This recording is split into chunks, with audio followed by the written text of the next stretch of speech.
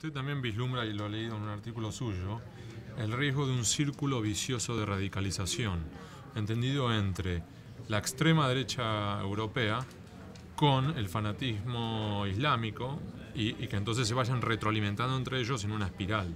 ¿Esto usted lo sigue viendo así? Porque este texto usted lo escribió hace ya un año y medio. Absolutamente. En primer lugar, es cierto que existe el riesgo de que los islamistas, los elementos radicalizados de una población de fe musulmana en Europa, por varias razones, aprovechen el momento y cometen atentados como fue el atentado contra Charlie Hebdo en enero, o como fue el atentado cerca de Lyon, en Francia, en julio, lo cual evidentemente va a generar una reacción.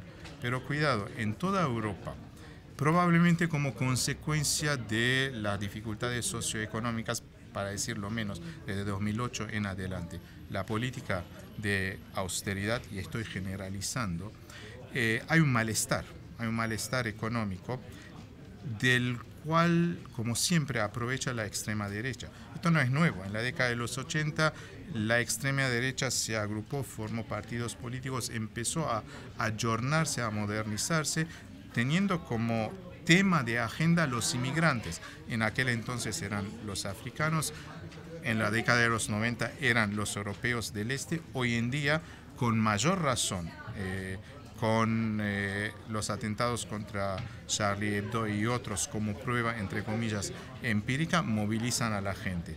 Y hay dirigentes europeos que están atentos y que fomentan esta reacción islamofóbica de la extrema derecha.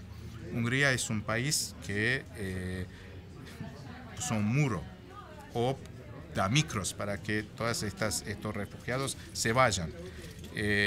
Pero nadie se da cuenta que en Inglaterra el número total de refugiados aceptados de Siria hoy es 216 nada más.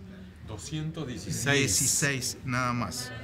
Y que había antes de la tragedia o la foto del niño, había una promesa de Cameron de que no van a aceptar más de 1000 refugiados sirios.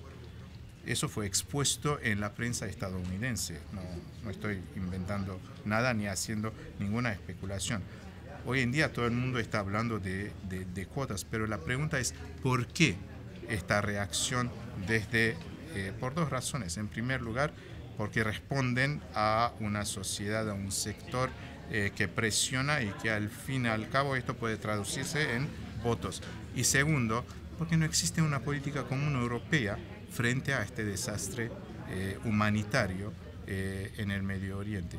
Y cuidado que no soy de quienes echan la culpa solamente a los europeos.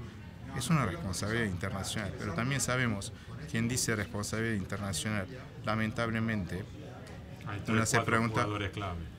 No, pero hay una pregunta, ¿a quién hay que llamar cuando es una responsabilidad internacional?